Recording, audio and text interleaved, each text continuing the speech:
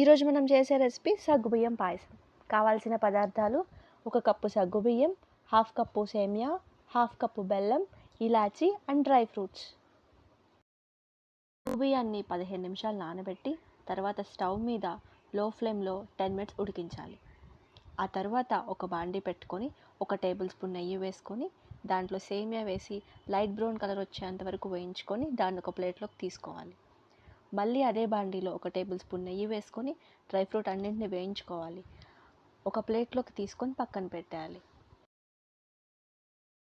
తర్వాత ఒక గిన్నెలో బెల్లం తీసుకొని టీ గ్లాస్ వాటర్ వేసుకొని లో ఫ్లేమ్లో కరిగించాలి.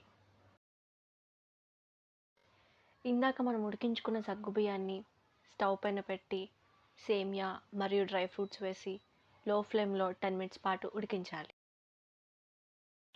ఇప్పుడు మనం స్టవ్ ఆఫ్ చేసుకొని ఇలాచీ వేసుకోవాలి. ఇందాక కరిగించుకున్న బెల్లాన్ని వడగొట్టుకుంటూ సేమియా పాయసంలోకి వేసుకోవాలి. తర్వాత మనం 1/2 కప్ షుగర్, కాచి చల్లార్చిన పాలను తీసుకోవాలి. ఫస్ట్ ఇప్పుడు షుగర్ వేసుకొని కలుపుకొని నెక్స్ట్ మనం తీసుకున్న గ్లాస్ పాలను వేసుకొని కలుపుకోవాలి.